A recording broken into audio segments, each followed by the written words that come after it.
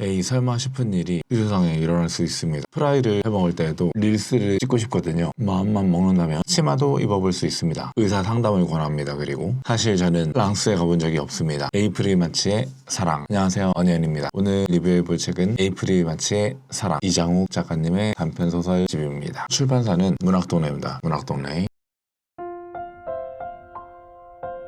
세품값 보겠습니다. 근데 이거는 1세일 거예요. 2019년 10월 초판 발행입니다. 이거는 초판 1세입니다. 초판 발행. 왜냐면은 19년 전에 얻게 된 책이거든요. 20년에 얻게 된 책인데 6년 만에 보게 된 책입니다. 지금은 몇 세인지 모르겠지만 당시에 거의 나오자마자 한두 달여 만에 받은 책입니다. 선물 받은 책. 예쁨 정도 뿜. 표지가 너무 예쁩니다. 색감도 너무 좋고 파스텔 톤에 폰트도 예쁘고 책등 디자인도 예쁩니다. 책등 디자인도 예쁘고 사각형 프레임 안에 남자와 여자의 뒷모습이 있는데 문으로 들어가는 듯한, 근데 이게 보면은 그림이거든요. 그림 속으로 들어가는 듯한 느낌의 표지인데 색감이 너무 좋은 것 같아요. 그리고 이렇게 요즘 좀 보기 드문 것 같은데 이렇게 겉표지가 따로 있거든요. 속표지와 겉표지가 책껍데기가 이렇게 있는데 책껍데기를 벗겼을 때도 되게 예뻐요. 보시면은 속 디자인은 또 이렇게 꽃들의 글씨가 가려지는데 저는 이 디자인도 되게 괜찮은 것 같더라고요. 이렇게 뒤에도 속 디자인도 예쁘고 표지를 씌운 디자인도 매우 예쁩니다. 요즘에 표지를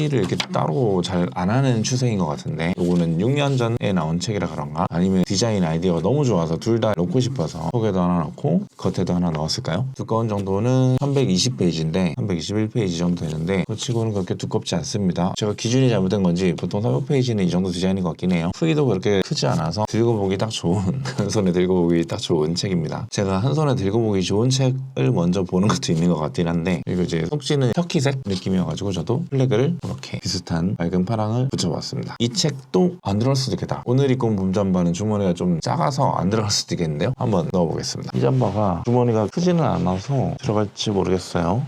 넣어는 지는데 뭐 다니기 불편하지는 않을 것 같습니다. 이 정도면 반만 들어가네요. 나 책 보는 사람이야 다닐 수 있을 것 같습니다. 가벼워서 들고 다녀도 괜찮죠? 자, 그리하여 이 책은 이제 보게 된 동기가 의미 있는 책입니다. 2020년 1월 6일 윤고은의 EBS 북카페 라디오에서 책 소개를 해주셨어요. 그때 저의 진심을 담은 사연과 약간의 퀴즈 상식으로 선물 받은 책입니다. 그래서 여기에 문학동네 드립니다 하면서 부럽죠? 그래서 당시에 인스타에 자랑도 하고 그랬거든요. 너무 기뻤습니다. 그때 사연 보내가지고 책 받아본 게 저도 처음이었었거든요. 그때 사연 당첨되고 나서 1, 2주 정도 있다가 받아본 책입니다. 그런데 이제 제목이 에이프릴 마치의 사랑이잖아요. 그러니까 왠지 4월에 보고 싶은 거죠. 4월에. 그래서 이제 당시에 바로 보지 않고 기다렸다가 4월에 봤는데 첫 번째 단편이 너무 재밌는 거예요. 와, 이 작가님 천재다. 진짜 재밌다. 그리고 두 번째 단편이 표제작 에이프릴 마치의 사랑인데 그것도 너무 재밌는 거예요. 그래서 와, 이건 진짜 재밌는 책이다. 아껴봐야지 라는 마음이 조금 있긴 했는데, 그러고서 4월이 지나버리면 이 책을 또 못 보는 거예요. 한 번에 다 봤어야 되는데. 그래서 다음에 4월엔 봐야지 하다가 또 못 보고 지나가고, 또 다음에 4월에 봐야지 하다가 또 앞부분 첫 번째 단편만 또 한 번 더 보고, 그런 식으로 첫 번째 단편만 한 3-4번 본, 두 번째 단편은 한 2-3번 보고, 매년 4월에는 봐야지 4월에는 봐야지 하다가 이번 4월에 보게 된 책입니다. 오늘은 4월 13일입니다. 4월에 보기 좋은 책, 지난 주말에 다 읽고 나서 이렇게 리뷰 영상을 촬영하게 되었습니다. 첫 인상은 너무 예쁘다. 책 제목도 예쁘고 디자인도 예쁘고, 일단 에이프릴 마치의 사랑이니까 일단 설레잖아요. 어떤 사랑 이야기일까? 뒷모습에다가 반대로 대칭돼 있어서 이루어지지 않는 사랑 이야기인가 하면서 약간 설레는, 사랑이 이루어지지 않는 이야기가 더 설레잖아요. 그게 더 재밌지 않나요? 커플들은 다 깨져야 되는 거 아닌가요? 커플 지역 솔로처럼. 아무튼 예쁘고 설레었던 첫 느낌이 있습니다. 전반적인 리뷰. 단편이 9개 실려 있습니다. 한 단편이면 한 20페이지에서 30페이지 내외로 그 짧은 단편이 9편 실려 있습니다. 한 편이 다 특색이 있습니다. 전반적인 느낌은 작가님께서는 슈퍼 N이시다 하는 느낌을 내내 받습니다. 책을 보면서 내내 와, 작가님 진짜 슈퍼 N이구나. 막 생각이 막 꼬리에 꼬리를 물고 이야기를 들려주시는데 이렇게까지 사유하신다고 만끽할 수 있는 작품입니다. 책 전체에 걸쳐가지고 다양한 인물들이 나오고 다양한 삶이 나오고 다양한 모습들이 나오는데 그들의 인생을 간접적으로 경험해 볼 수 있고 생각을 깊이 공감해 볼 수 있습니다. 사유의 끝판왕 같은 책입니다. 제 생각에는 이게 주제 같은데 소재작인 에이프릴 마츠의 사랑에서 등장인물이 지나가듯이 한번 대략적으로 던지는 말이 있는데 프리드리히 니체의 명언을 풀듯이 얘기를 하고 지나가거든요. 그대가 심연을 오래도록 들여다보면 그 심연 또한 그대를 들여다볼 것이다. 저는 그 말이 이 책 전체를 관통한다고 느꼈습니다. 두 번째 단편 에이프릴 마츠의 사랑은 그 말의 정수라고 느꼈고 책 전체에 그 느낌이 있습니다. 직접적으로 실현되기도 하고 간접적으로 도구로 쓰이기도 하고 분명히 내가 관찰자였는데 어느 순간 내가 관찰 대상이 되어 있는 그런 황홀한 경험이라고 해야 될까요? 신기하기도 하고 소름 끼치기도 하고 스릴이 좀 넘치는 그런 작품입니다. 그런 경험을 어디 가서 해보겠어요? 책 보시면서 그대가 심연을 오래도록 들여다보면 그 심연 또한 그대를 들여다볼 것이다 라는 말이 어디에 어떻게 나오는지 대입이 되는지 쓰이는지 구성되는지 보면서 보시면 또 재밌습니다. 이번에는 이 작품에 제가 느낀 단점입니다. 이 작가님의 책을 처음 봤는데 좀 쳐다봤더니 시도 많이 쓰시는 작가님이시더라고요. 시적인 느낌을 받는 순간들이 좀 종종 있는데 분명히 이야기로 글을 쓰실 때는 이야기가 굉장히 명료합니다. 명료하게 이야기를 끌고 가시는데 어느 순간 초중반에 나왔던 떡밥을 회수하지 않고 약간 시처럼 열린 결말 느낌으로 끝나는 마무리하시는 부분들이 있습니다. 근데 이게 시에서는 그렇게 끝나더라도 짧기도 하고 느낌이 더 중요하니까 그럴 수 있다고 보는데 소설이다 보니까 이렇게 길게 이야기를 끌고 갔는데 이렇게 마무리된다고 하는 약간 좀 무책임한 거 아니야 하고 느끼는 부분들이 있었습니다. 조금 심하게 말씀을 드리면은 처음에 떡밥을 던져놓고 내내 딴소리만 하시는 거예요. 물론 재밌고 흥미롭고 그런 이야기들이긴 한데 근데 일단 내가 궁금한 거는 초반에 그 떡밥이란 말이죠. 그래서 어떻게 되는 건데 하는 참고 인내하면서 끝까지 다 봤는데 결국 딴소리 하다가 엉뚱하게 끝나버리는 떡밥에 대한 최소한의 방향 제시나 어떤 보상이 있어야 되는데 그런 것 없이 제가 못 느낀 걸 수도 있지만 약간 허무하게 끝나버리는 그런 단점이 있다고 느꼈습니다. 모든 단편이 다 그런 것은 아니고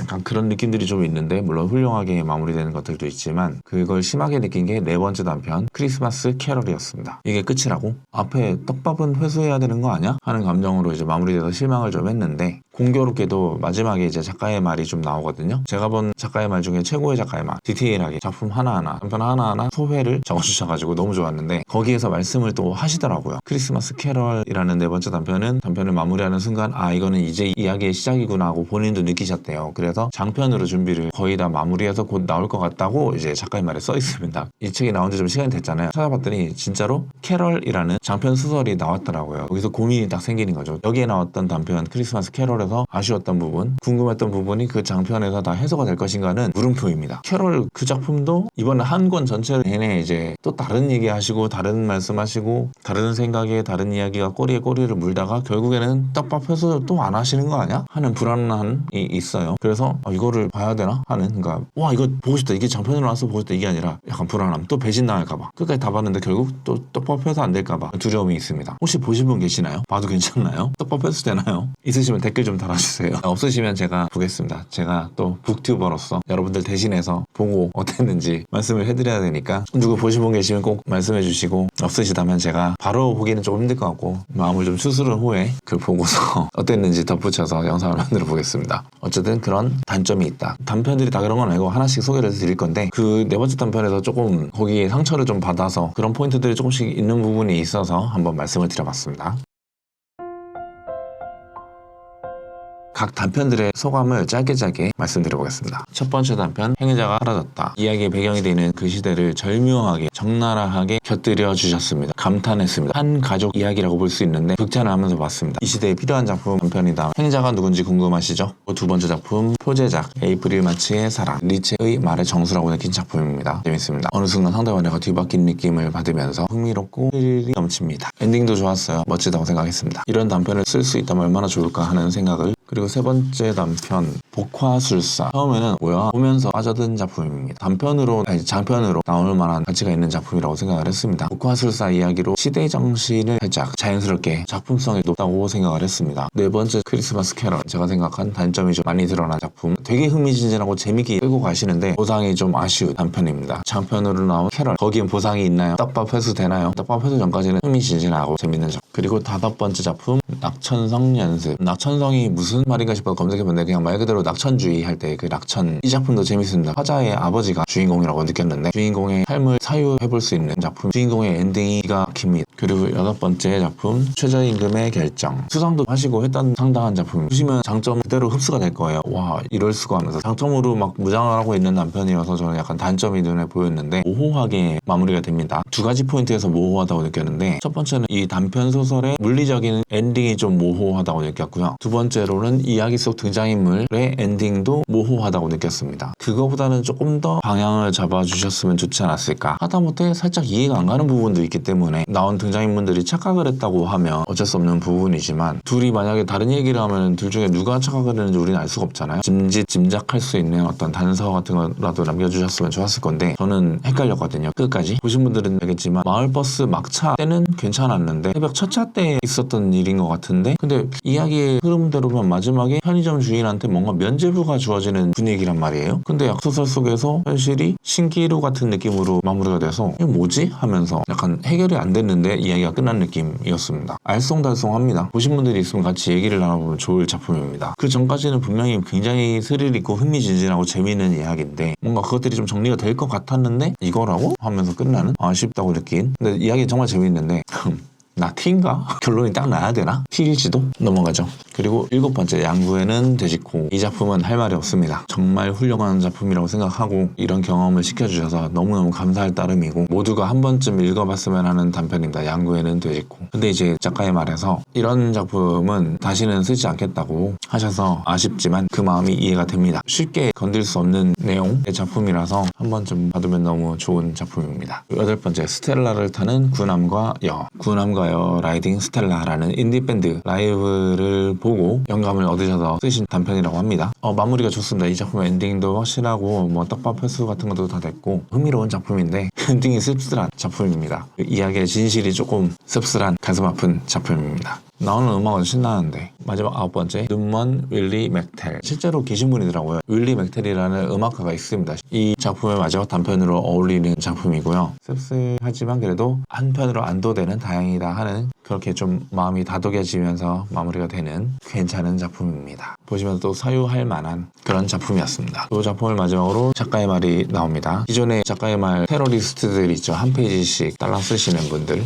보다는 훨씬 더 상세하게 단편 하나하나마다 짧게라도 이제 소회를 담아주시고 작가님의 다정하고 소중한 마음을 느낄 수 있습니다. 네, 오늘 이렇게 에이프릴 마치의 사랑 리뷰를 해봤습니다. 지금 구독자님이 7분입니다. 7분. 너무 감사드립니다. 너무 힘이 납니다. 기억에 남는 문장 뒷표지에 나와 있는데 그녀가 없는 나의 여름과 내가 없는 그녀의 가을이 무심히 우리 곁을 흘러갔다. 한 번쯤 보실만한 꼭 4월에 보실 필요가 없다고 느꼈습니다. 에이프릴 마치의 사랑 리뷰는 여기서 마치겠습니다. 감사합니다. 끝.